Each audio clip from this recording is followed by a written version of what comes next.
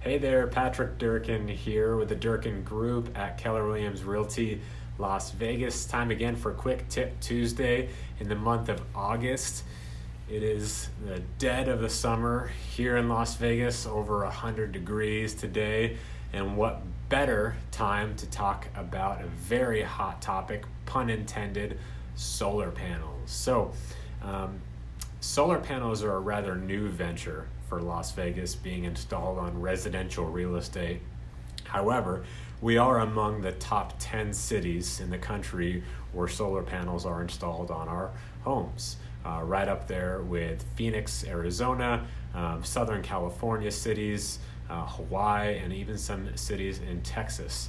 I actually got back from Texas in June, and boy, let me tell you, it was humid out there. I'll take the dry heat anytime here in Las Vegas over that. So all you out there in Texas, my hat goes off to you. My cowboy hat goes off to you.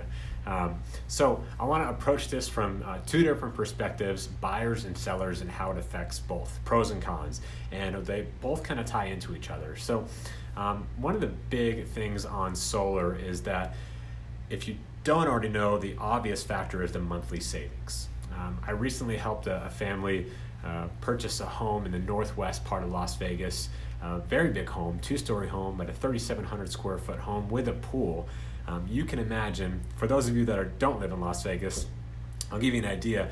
That energy bill in mid-July, August, two-story home, 3,700 square foot, with a pool, that's north of $400 easy, minimum energy bill. So we purchased that home. The previous owner was nice enough to furnish the energy bills to us because they had solar panels installed on there free and clear, and the energy bills was, believe it or not, less than $20 a month in July because of the solar. So there's obvious savings on a monthly short-term basis if you have solar with your energy use, but we always have to remember that everyone always kind of asks us, well, what's our savings with solar? And the reality is it's based off of usage. So if you have a big home, like a bigger home with 2 stories and a pool, you're obviously going to be having higher energy usage, period, compared to a single-story home, maybe 1,200 square feet with no pool.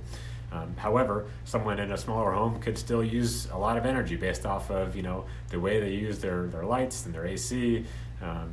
Who knows? So it's all based off of usage, but that's really the obvious pro and advantage on solar, but I'm really here to talk about some of the pitfalls of it when it comes time to sell your home.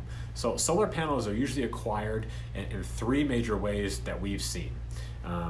Leased is the most popular, and best way I can explain that is if you're leasing a vehicle. When you lease a vehicle, it's usually for a set amount of time, maybe 3 years. The reality is that you never own that car. You're making your lease payments for maybe 3 years, and at the end of the lease term, you have 2 options.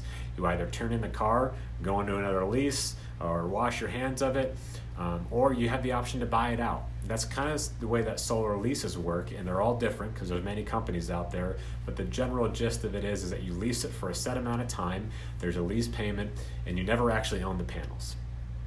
Second way we've seen, I should say there's 4 big ways, but second way is obtaining a loan. Some solar companies offer a loan the same way you would finance a car with a car loan. You actually own the vehicle as soon as you pay off your loan, and you get the title and the deed to that car, similar to the way that solar has worked. You obtain a loan, whether it be through, usually the solar company will finance you on a loan, and then you eventually end up owning the panels. I think the best way is purchasing them outright, right out of the get-go. No lease, no loan. If you're going to go with solar, that's really the most advantageous way, and I'll explain why. We have ran into a unique instance recently. I don't want to mention company names, but we have run into an instance where it's not a loan, it's not a lease, you never own the panels. It actually goes up every year, the cost, and you're actually just paying for the power and the usage of the solar energy. And I'll explain why that can be a major pitfall when it comes time for resale. So you own a home and you're selling your home and you have solar panels on it. Let's say you have one of those other types where you don't own it free and clear. You either financed it with a loan, you're leasing it, or you're on one of those power purchase plans, they call it. You're limiting your pool of available buyers. And I'll tell you why. One, the buyer has to want it. if Mr. and Mrs. Buyer are coming to your house to look at it, they need to want the solar. So if they don't want it, the reality is they're probably going to move on to the next home. If they want it and they do desire solar panels on their house, if it's leased or financed, the buyer has to qualify for that new lease or loan payment. So you got to figure, if you're leasing, for example, the buyer has to be willing to pay whatever the monthly lease payment is. In addition to that, they have to check with their mortgage lender if they're financing to make sure that their mortgage lender can still qualify them for their mortgage loan with this new debt obligation, they call it. It's almost like taking out a new credit card when you're buying a house. They got to make sure that they can still afford to qualify for their mortgage loan while obtaining a new monthly reinstalling payment. That would be the solar. So you're limiting your buyer pool at the end of the day if you have solar panels on your house, because some buyers don't want anything to do with it. Some love it. The people that love it still have to qualify for it. So it's a lot of extra friction sometimes for those buyers to assume your lease or your loan on that. The example that I gave earlier in regards to a buyer that I worked with this summer recently that had bought that bigger home with a two stories with a pool, the owners of that home, the previous owners I should say, bought those panels outright from the get-go. So that was a much easier process. The buyer was actually wanted solar, and so it was a much easier process, and that buyer was attaining a mortgage loan. They didn't have to do any kind of additional qualification there. So I really want to kind of wrap this up. As always, we like to keep these short, but just to kind of explain to you and make you aware of some of the pitfalls when it comes time for resale. We have heard oftentimes that because they've had solar on the house, it has posed quite a challenge in selling the house, or they had to price their home accordingly at a price that would cause it to sell and be more attractive to the buyers. And another big thing I want to mention before I wrap up here is that some people are under the impression, this is also a gray area, that solar panels can and will add value to their home when it comes time to sell again. That's not always true because of the fact that we just talked about. It could add value to the home in the sense of an appraiser might look at that as added value and make an adjustment for the market value of the home. However, the times that we've seen an appraiser make an adjustment for having solar installed, it is nowhere near the actual cost that it took the owner to install the panels.